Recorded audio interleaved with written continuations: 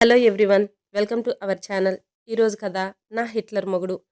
సామాన్య అక్కడికి రాగానే చాలా పీస్ఫుల్గా అనిపిస్తుంది. ముందు రూమ్లోకి వెళ్ళి ఫ్రెష్ అయ్యి వచ్చి ఆ మొక్కల మధ్య నేల మీద కూర్చొని ఆ చంద్రుడిని చూస్తూ ఉంటుంది. కొంత సమయానికి ఫుడ్ ప్లేట్తో వస్తాడు విజయ్. అన్నయ్య, నేను వచ్చేదాన్ని కదా. ఏం కాదులే పటు అని తనే ముద్దలు కలిపి నోటికి అందిస్తాడు. తనకంటూ ఆ ఇంట్లో ఉన్న ఒకే ఒక ఆప్తుడు విజయ్. విజయ్ మాటలు చెబుతూ సామాన్యకి తినిపించేస్తాడు.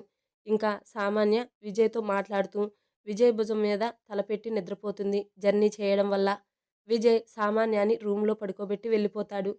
నైట్ ఒక పెద్ద 5 స్టార్ హోటల్. ఆ హోటల్ గార్డెన్ ఏరియాలో అంతా డెకరేట్ చేసి ఒక పెద్ద పార్టీ కోసం రెడీ అయ్యి ఉంది. సిటీలో పేరు మోసిన బిజినెస్ పర్సనల్స్ అందరూ కూడా అక్కడే ఉన్నారు. చూస్తుంటేనే అర్థమవుతుంది అది ఒక కంపెనీ వాళ్ళ యానివర్సరీ ఫంక్షన్ అని. అలా ఆ గార్డెన్ ఏరియాలోకి ఎంటర్ అవ్వగానే కనిపిస్తుంది ఆ పార్టీ కండక్ట్ చేస్తున్న కంపెనీ సింహ ఇండస్ట్రీస్ 25th యానివర్సరీ. అంత అందంగా విద్యుత్ కాంతులతో మెరుస్తూ ఉంటుంది. ఆ కంపెనీ పేరు ఒక పేరుని కాదు, వాళ్ళ కంపెనీ కూడా అలానే కొన్ని ఏళ్ల నుంచి నడుపుతూ అందరి మన్ననలు పొందిన ఆ కంపెనీ సిల్వర్ జూబ్లీ ఈవెంట్కి పెద్ద పెద్ద బిజినెస్ పర్సనల్స్ మొత్తం హాజరయ్యారు. అలాగే న్యూస్ ఛానల్స్ వాళ్ళు కూడా. కంపెనీ నుంచి కొందరికి ఇన్విటేషన్ వెళ్ళి హాజరవుతారు. అందులో మొదటి వ్యక్తుల్లో భూషణ్. అతని ఆ పార్టీ కండక్ట్ చేస్తున్న సింహ ఇండస్ట్రీస్ మొదటి శత్రువు. మరియు ఆ రాష్ట్ర మంత్రివర్యులు అభిరామ్ ఇద్దరూ వస్తారు. ఇంకా వచ్చిన వాళ్ళలో అరుణ్ దేవ్ గారిని మొదటి నుంచి చూసిన వారు ఆయన కష్టపడే తత్వం, ఆయన గురించి గొప్పగా మాట్లాడుకుంటుంటే యంగ్ జనరేషన్ బిజినెస్ మ్యాన్లు ఆ కంపెనీ ప్రెజెంట్ సీఈఓ అయిన Aditya Dev attitude, hard work hot topic అవుతుంది. ఇలా అందరూ మాట్లాడుకుంటూ ఉంటేనే స్టేజ్ మీదకి స్టైల్గా హుందాగా బ్లాక్ సూట్లో వెళ్ళి మైక్ పట్టుకొని నిలబడతాడు Aditya. Ladies and gentlemen's, attention please అని అందరి అటెన్షన్ని గ్రాప్ చేస్తాడు ఆదిత్య. ఈ రాత్రి మా ఆహ్వానాన్ని మన్నించి వచ్చిన అందరికీ ధన్యవాదాలు. మా ఈ కంపెనీ 25 ఏళ్లుగా ఈ కంపెనీ నడవడంలో మా వెన్నంటే ఉన్న మిత్రులందరికీ మా కృతజ్ఞతలు అని ప్రారంభించి గతంలో వాళ్ళు కంపెనీ వ్యవహారాల నుంచి, ప్రస్తుతం వాళ్ళు అనుసరిస్తున్న విధానాలు, చేస్తున్న కార్యక్రమాల నుంచి, భవిష్యత్తులో చేయబోయే కార్యక్రమాల గురించి మాట్లాడతాడు యంగ్ బిజినెస్ మెన్ మన ఆదిత్య. ఆదిత్య అలా మాట్లాడుతుండగా ప్రేక్షకులు ఫిదా అయ్యారు. అతని స్వరం స్థిరంగా ఉంటుంది మరియు అతని మాటలు ఉద్దేశపూర్వకంగా ఉంటాయి. అనవసరమైన ఒక్క మాట లేదు. మాట్లాడే విధానంలో అహంకారం లేదు. అతని సామర్థ్యాలు, ఆలోచనలు మీద కేవలం స్వచ్ఛమైన విశ్వాసం మాత్రమే ఉంది. అలా ఆదిత్య ప్రసంగం ముగిస్తే కొందరు తండ్రికి తగ్గ కొడుకు అని, మరి కొందరు పొగరు అని ఆదిత్యకి అప్లోజ్ తెలుపుతారు. మరొక పక్క భూషణ్, అభిరామ్ వీడి బాబుని మించిపోయాడు. తెలివితేటల్లో ఎవరిని ఎక్కడ పట్టుకోవాలో, ఎక్కడ వదలాలో బాగానే నేర్చాడు. అవును అభిరామ్, అయినా వాడు మనిషే కదా. ఎన్ని నేర్చినా ఎక్కడో ఒక దగ్గర తప్పటడుగు వేయక మానడు. మనకి చిక్కకపోడు. అవును అని వాళ్ళిద్దరూ ఆదిత్యకి ఉన్న ఫాలోయింగ్ని చూసి అక్కసుగా మాట్లాడుకుంటూ ఉంటారు. ఇంకా ఆదిత్య తర్వాత అరుణ్ గారు స్టేజీ ఆక్యుపై చేసి ఆయన ధోరణిలో కంపెనీ గురించి చెబుతూ ఉంటారు. ఇంకా ఆదిత్య, అరుణ్ గారు మాట్లాడుతుంటే తన చెల్లి అయిన దేవికాకి కంపెనీగా జాయిన్ అవుతాడు ఆదిత్య. బయట వాళ్ళతో ఎంత డీసెంట్గా ఉంటాడో తన అనుకున్న వాళ్ళతో అంత క్లోజ్ అవుతాడు ఆదిత్య. దేవిక కూర్చొని ఉన్న టేబుల్ దగ్గరికి వస్తాడు ఆదిత్య. దేవికాకి ఒక సైడ్ హ్యాట్ గిచ్చి, సూపర్ అన్నయ్య, ఎప్పట్లానే అందరినీ నీ మాటలతో కట్టిపడేశావు. అందుకు కారణం మన మాటలే కాదు, మన చేతలు కూడా. ఇప్పుడు వీళ్ళందరూ నేను చెప్పేది విన్నారు అంటే నేనేదో గొప్ప చెప్పాను అని కాదు, ఒక బిజినెస్ ఎంపైర్ని సక్సెస్ఫుల్గా నడుపుతున్నాడు అని. లేకుంటే మన వైపు ఎవడు చూడడురా. అన్నయ్య, నువ్వు ఈ ఫీల్డ్లోకి వచ్చి మరీ ప్రాక్టికల్ అయ్యావు. నవ్వి అలానే ఉండాలి కానీ ఇంకేంటి, కాలేజీ ఎలా ఉంది, ఏమైనా ఇబ్బందిగా ఉంటుందా? ఆ, నీ గురించి తెలిసి కూడా నా జోలికి ఎవరైనా వస్తాడా? అలా వీళ్ళు మాట్లాడుతూ ఉంటే స్టేజ్ మీద ఉన్న అరుణ్ గారు, కంపెనీ పుట్టుకకు కారణమైన ఆనంది గారు గుర్తుకు వచ్చి ఎమోషనల్ అవుతూ ఆయన్ని ఆయన కంట్రోల్ చేసుకోవడానికి చూస్తుంటే అది అర్థమైన ఆదిత్య నెక్స్ట్ సెకండ్ స్టేజ్ మీద ఆయన పక్కన ఉంటాడు. దేవిక కూడా వాళ్ళతో వెళ్ళి జాయిన్ అవుతుంది. ముగ్గురిది అదే, ఆనంది గారిని మిస్ అవ్వడం. ఇంకా దేవిక కళ్ళల్లో అయితే నీళ్లు రెడీగా ఉంటే ఆదిత్య ఇంకా 2 మాటలు చెప్పి క్లోజ్ చేసి అందరినీ డిన్నర్కి జాయిన్ అవ్వమని రిక్వెస్ట్ చేస్తాడు. వీళ్ళు కూడా కొంచెం నార్మల్ అయ్యి డిన్నర్కి వెళ్తారు. అందరూ డిన్నర్ ఫినిష్ చేసుకుంటే అభిరామ్తో మాటలు కలుపుతాడు ఆదిత్య. రారేమో అనుకున్నా, మాటలు చెప్పినంత సులువు కాదు ఆదిత్య, చేతలు. నేను చేతలు చూపించే మాట్లాడతాను, అది మీకు బాగా తెలుసు కదా. అయినా తెలియకపోతే నేనేం చేయలేను. బయట నువ్వు అనుకున్నట్టే ఉండదు. కష్టం ఆదిత్య ఈ ఆట. ఒక సైడ్ స్మైల్‌తో ఆట తెలియని వాడికి కష్టం కానీ, ఆటనే తిప్పేవాడికి కాదు అని సీరియస్ లుక్స్. ఇద్దరి మధ్య. మరి అంత కాన్ఫిడెంట్ పనికిరాదు. అదే నా ధైర్యం. చూద్దాం అని పళ్ళు నూరుతూ వెళ్తాడు అభిరామ్. ఆదిత్య నవ్వుకొని అక్కడి నుంచి వెళ్తాడు. అలా ఆ ఈవెంట్ ముగుస్తుంది. ముగ్గురు ఇంటికి చేరతారు. ఎవరి రూమ్‌కి వాళ్ళు వెళ్తారు. ఆదిత్య ఫ్రెష్ అయ్యి వచ్చి స్విమ్మింగ్ పూల్‌లో కాళ్ళు పెట్టి ఆకాశం వైపు చూస్తూ ఉంటాడు. ఆదిత్య పక్కనే వచ్చి చేరతారు అరుణ్ గారు. ఆయన పక్కనే దేవిక. ఆదిత్య ఆయన్ని చూసి చిన్న స్మైల్ ఇస్తే, అన్ని సార్లు స్ట్రాంగ్‌గా ఉండటం కుదరదు కదా ఆదిత్య. నవ్వుతూ ఎప్పుడు పైకి గంభీరంగా ఉంటాం కానీ కొన్ని సందర్భాల్లో కష్టమే అని తన కళ్ళల్లో దిగి ఉన్న నీళ్ళని కళ్ళలోనే ఆపేసి ఆయన భుజం మీద వాల్తాడు. మరొక పక్క దేవిక చేరితే పిల్లలిద్దరిని అక్కున చేర్చుకొని వాళ్ళ వాళ్ళ తలల్ని నిమురుతూ ఆకాశంలోని చందమామలో నవ్వుతున్న ఆనంది గారి మొహం గుర్తు చేసుకొని పిల్లల్ని చూసుకుంటూ ఉంటారు. వీళ్ళకి ఉన్న లోటు ఒక్కటే, తల్లి లేని లోటు. అది ఎప్పటికి తీరుతుందో మరి.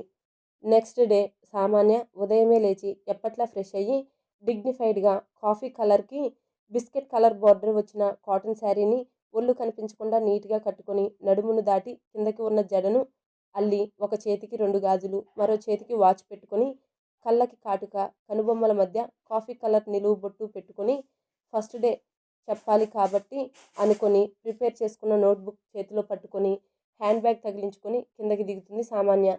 సామాన్య కాళ్ళకి ఉన్న సన్నని పట్టీలు చేసిన శబ్దంకి హాల్లో కూర్చొని కాఫీ తాగుతున్న వాళ్ళ నాయనమ్మ జమున తలలు తిప్పి సామాన్య వైపు చూస్తారు. దీనికి అంతా వాళ్ళ అమ్మాందం దిగింది అత్త అని మూతి తిప్పుతుంది జమున.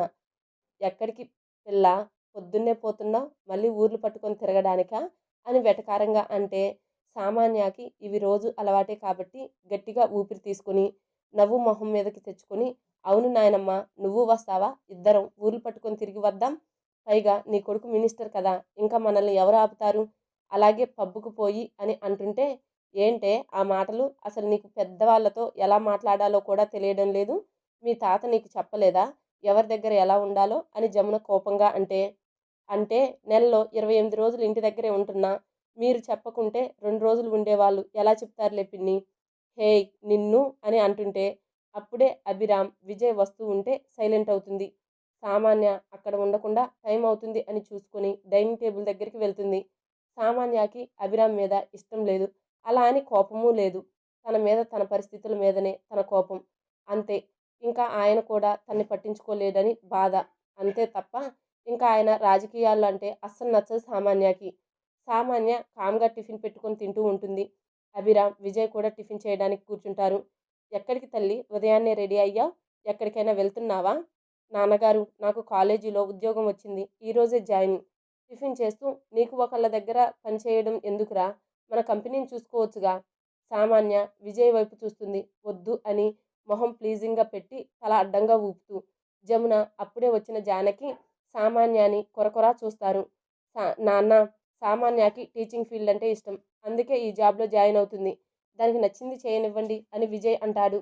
ఆయన అయినా మన కంపెనీని చూసుకోవడానికి మనకు జానకి ఉంది కదా బావా అని జమున అంటే ఆయన జానకి వైపు చూస్తే నవ్వుతూ అవును నాన్న నేను ఉన్నాను కదా ముందు నువ్వు నీ తిరుగుళ్ళు మాని బ్లాక్ లాగ్స్ పూర్తి చేయి జానకి. విజయ్ చిన్నగా నవ్వుతాడు. జానకి కోపం వస్తుంది. సామాన్యకి ఆ విషయం ప్రొలాంగ్ చేయడం ఇష్టం లేక నాన్నగారు నాకు ఈ ఉద్యోగం అంటే ఇష్టం అంతే నన్ను అర్థం చేసుకోండి నాన్నగారు నాకు రావాలి అనిపించినప్పుడు మీ కంపెనీకి ఖచ్చితంగా వస్తాను. అభిరామ్కి జానకి మీ అని ఎందుకు అనిందో తన్ని ఇంట్లో వాళ్ళు ఎలా చూస్తారో తెలుసు కనుక ఆయన ఇంకా ఏం మాట్లాడకుండా సామాన్యాన్ని చూసి సరే నీ ఇష్టం తల్లి జాగ్రత్త ఏదైనా ఇబ్బంది ఉంటే నాకు చెప్పు సరేనా అని సామాన్య తల నిమిరితే సామాన్య కళ్ళల్లో సన్నటి కన్నీటి పొర దాన్ని లోపలే అదిమేసి ఆయన్ని చూసి చిన్న నవ్వు నవ్వితే ఆయన కూడా బదులుగా నవ్వి వెళ్ళిపోతారు. జానకి తింటూ ఇంతకీ ఏ కాలేజీలో ఉద్యోగం అని అంటుంది. మీ కాలేజీలోనే జానకి అని విజయ్ అంటాడు. ఓ అని ఫాస్ట్గా తింటున్న సామాన్యాన్ని చూసి టైం చూసి ఫస్ట్ డే లేటుగా వస్తే ప్రిన్సిపాల్ ముందు దీని పరువు పోతుంది అని అనుకుంటూ టేబుల్ మీద ఉన్న సాంబార్ గిన్నె అందుకుంటూ కావాలని సామాన్య మీద ఒలికిస్తుంది. సాంబార్ మొత్తం సామాన్య చీర మీద పడుతుంది. హేయ్ జానకి ఏంటిది అని ఆ విజయ్ అరిస్తే సారీ ఒలికిపోయింది అని అమ్మ నాకు టైం అవుతుంది అని తన బ్యాగ్ తీసుకొని వెళ్ళిపోతుంది. విజయ్ జానకి అని అరవబోతుంటే, అన్నయ్య వదిలేయ్ ప్లీజ్, నాకు లేట్ అవుతుంది, నేను డ్రెస్ చేంజ్ చేసుకొని వస్తా అని ఫాస్ట్గా పైకి వెళ్ళి మళ్ళీ శారీ కట్టుకోవడానికి లేట్ అవుతుంది అని సింపుల్ చుడిదార్ వేసుకొని వస్తుంది. అన్నయ్య వెళ్దామా, పదరా అని ఇద్దరు బయలుదేరతారు. విజయ్ కారు ఎక్కినప్పటి నుంచి ఒకటే కాల్స్ వస్తుంటే వస్తున్నా అని అందరికీ చెబుతుంటే సామాన్య కారు ఆపించి, అన్నయ్య ఇక్కడి నుంచి దగ్గరే కదా, నేను వెళ్తాను, నువ్వు వెళ్ళు, ఆఫీస్లో ఇంపార్టెంట్ వర్క్ ఉంది అన్నావుగా అని కారు దిగుతుంటే సామాన్య, ఇక్కడి దాకా వచ్చాను కదా దింపుతానురా, నువ్వు ఇక్కడి నుంచి సైడ్ డైవర్షన్ తీసుకొని మీ ఆఫీస్కి వెళ్తే కరెక్ట్ టైంకి వెళ్తావు, లోపలికి వస్తే ట్రాఫిక్ జామ్ అవుతుంది అన్నయ్య, నా మాట విని వెళ్ళు అని కాదు విజయ్కి బాయ్ చెబితే, సారీరా కొంచెం ఇంపార్టెంట్ వర్క్, అన్నయ్య నాకు సారీ చెబుతున్నావేంటి, నీకు కూడా నేను పరాయి దానినా, హే నేను అన్నానా, లేదులే ఇంక పో, నీకు టైం అవుతుంది, నాకు టైం అవుతుంది, బాయ్ అని సామాన్య నడుచుకుంటూ వెళ్ళిపోతుంది. విజయ్ నవ్వుకొని తన కార్ తిప్పి తన ఆఫీస్కి వెళ్తాడు. సామాన్య నడుచుకుంటూ వెళ్తుంటే దారిలో ఒక స్కూల్ ఉంటుంది. ఆ స్కూల్ పిల్లలు ఆపోజిట్లో ఆపిన బస్ దిగి స్కూల్కి వెళ్తూ ఉంటారు. పిల్లలు వెళ్తుంటే ఒక పాప మాత్రం చివర ఉంటుంది. తనకి డెఫ్, చెవిలో ఉన్న మిషన్ బట్టి అర్థమవుతుంది. ఆ పాప వస్తూ కింద పడుతుంది. తన చెవిలో మిషన్ కూడా కింద పడుతుంది.